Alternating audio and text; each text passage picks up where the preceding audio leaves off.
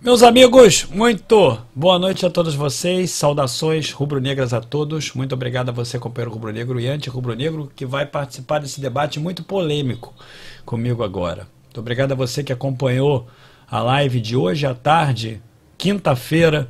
Lembrando a você, companheiro, que agora à noite não tem live, eu gravei esse vídeo para que você se intere de que tudo aquilo que eu havia comentado com vocês sobre a compra do belga, que na verdade nunca se circunscreveu apenas ao fato dele ter perdido aquela bola no dia 27 de novembro, fatídico do ano passado contra o Palmeiras, mas sim, principalmente, sobre os meandros dessa contratação, os meandros dessa celebração de contrato a qual o Marcos Braz e o Bruno Spindel sempre tiveram muita pressa de resolver, independente da performance do jogador dentro do campo, que não era, obviamente, aquela mais adequada que pudesse permitir a um rubro-negro que ele valesse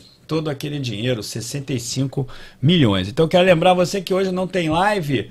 Amanhã, sexta-feira, de manhã cedo, estou partindo para Santos para poder acompanhar o jogo do Flamengo lá na Vila Belmiro. E hoje, enquanto eu fazia a live e também comentando sobre a propensa despedida do belga, porque até agora realmente eu não tenho certeza se ele vai ficar ou não.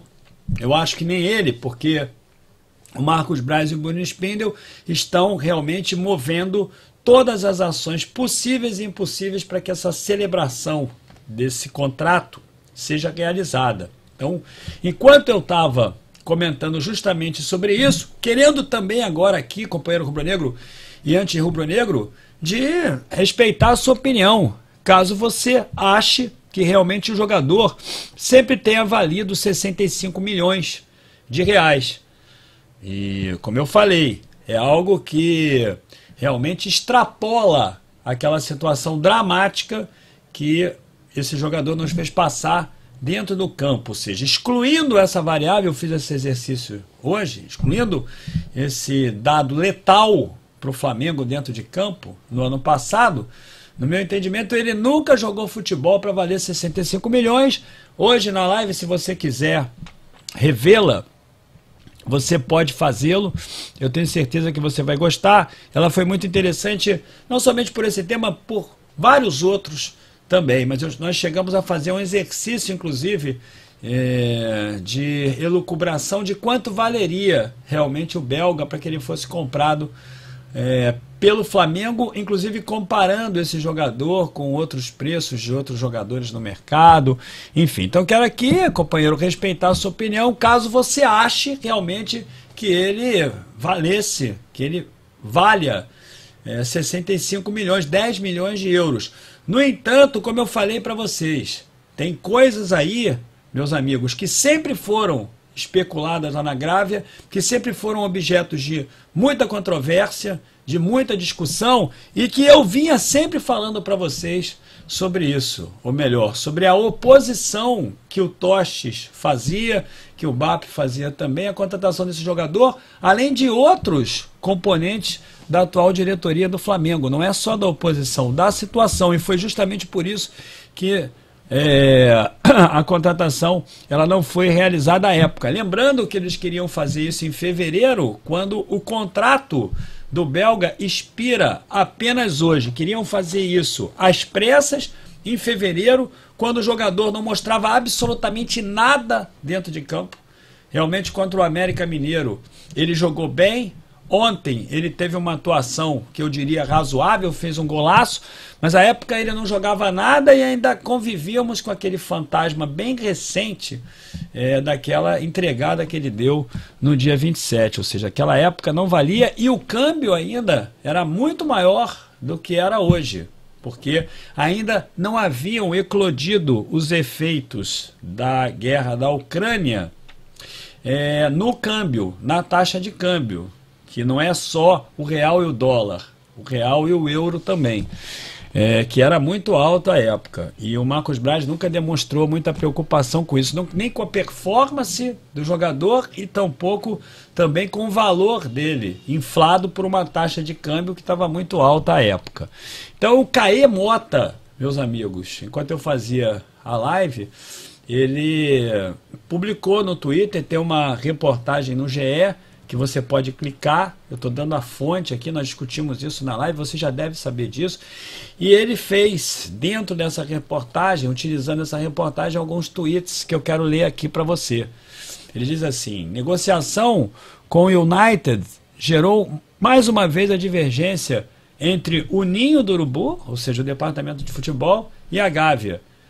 E a falta de consenso nesses 3 meses e meio após o acerto de fevereiro em Londres travaram a negociação. Como eu falei, isso sempre gerou muita briga, eu já havia dito isso para vocês em várias lives e vídeos. E agora o Caê Mota está fazendo essa reportagem.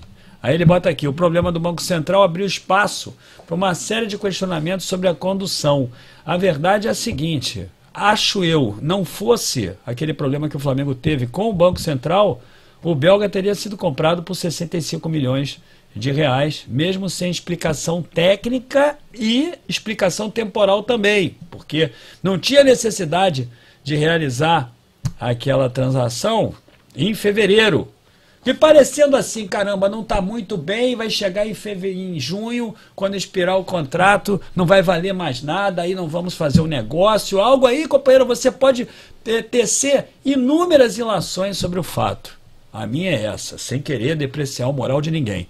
O outro tweet aqui é uma sequência, ele fala: departamento de futebol decidiu pela compra e defendeu até os últimos dias, alegando ter reduzido pela metade o valor previsto em contrato para ficar com o jogador em definitivo e principalmente que será difícil a reposição pelos mesmos 10 mil euros. E aí vem, na Gávea, aí já na Gávea, as cobranças tinham como alvo principal a relação Braz Spindel com o Kia, o empresário, e o Bertolucci. Eu sempre falei para vocês que era inexplicável o que acontecia, sempre falei para vocês que tinha controvérsia lá e que eu também não entendia sobre essa relação pernóstica que esses dois têm com esses empresários. Relação pernóstica sob o ponto de vista do futebol. Eu não quero aqui tecer nenhum comentário irresponsável que enverede pelo terreno da improbidade dos dois. Não é esse o fato, cada um com a sua ilação.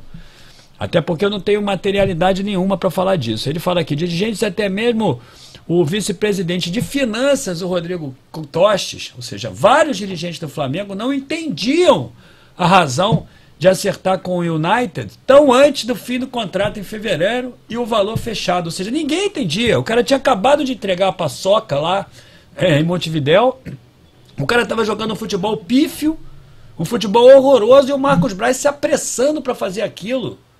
Algo incomum, ninguém conseguia entender. Até quem gostava do belga, acho que até os pais do belga não conseguiam entender por que tanta pressa.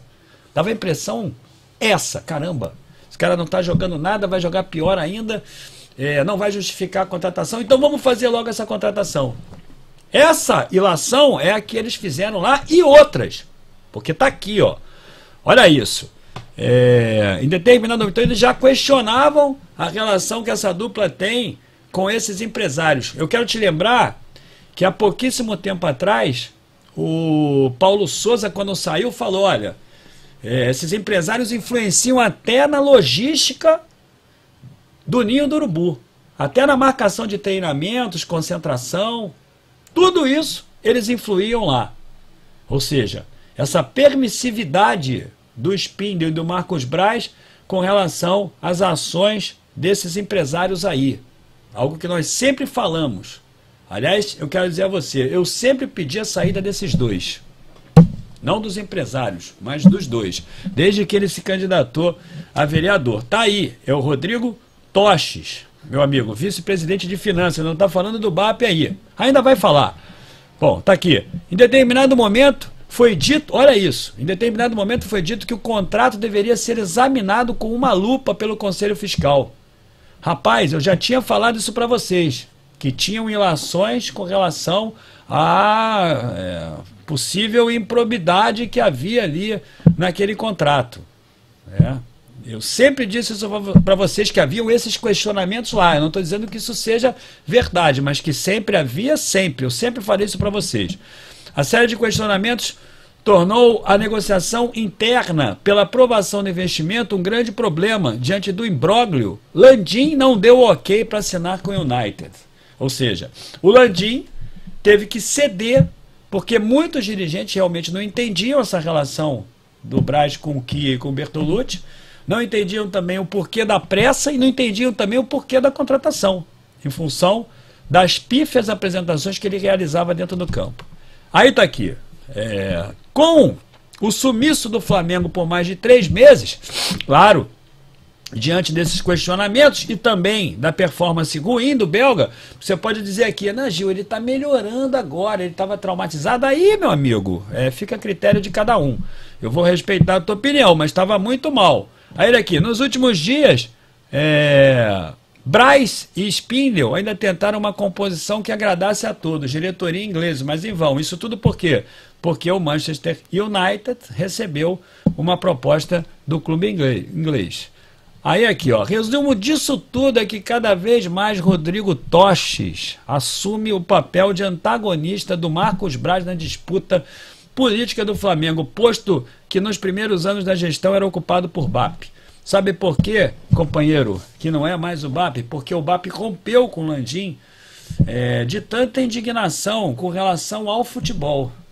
O BAP resolveu romper com o Landim em função disso, porque dependesse desses dois aí, o Toches e o BAP, o Marcos Braz não teria acompanhado o Rodolfo Landim e esse grupo nos 3 anos que se seguem depois da reeleição. Eu também falei isso para vocês, que havia uma pressão interna muito grande contra o Marcos Braz.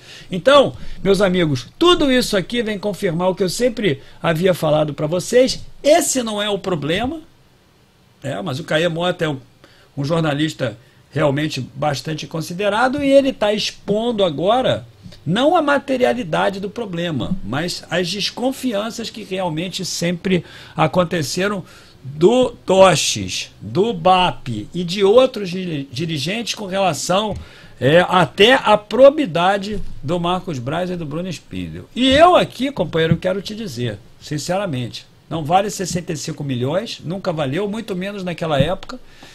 Não consigo entender realmente o porquê daquela pressa toda também, assim como eu também não consigo entender, meu amigo rubro-negro e anti-rubro-negro, por que que esses empresários influenciam tanto no Flamengo, assim como, para fechar esse vídeo aqui, eu também não consigo entender como é que o Marcos Braz está ali. Ainda, o Landim não se desgarra dele. O Landim perde aliados, mas não se desgarra dele, do Marcos Braz. E aí eu quero te dizer, será que tudo isso não é da concordância do Landim também? Porque ele só está lá, o Marcos Braz, porque o Landim quer que ele continue. Será que o Landim vai viajar para Londres junto com o Bruno Spindle? O Braz vai viajar para Londres junto com o Bruno Spindle para poder alinhavar um compromisso com o Manchester sem o aval do Landim? Será que ele vai fazer isso tudo sem o aval do Landim? Não, ele tinha o aval do Landim. Então, o questionamento do Toches e do BAP não devem ser apenas com relação ao Marcos Braz e o Spindle.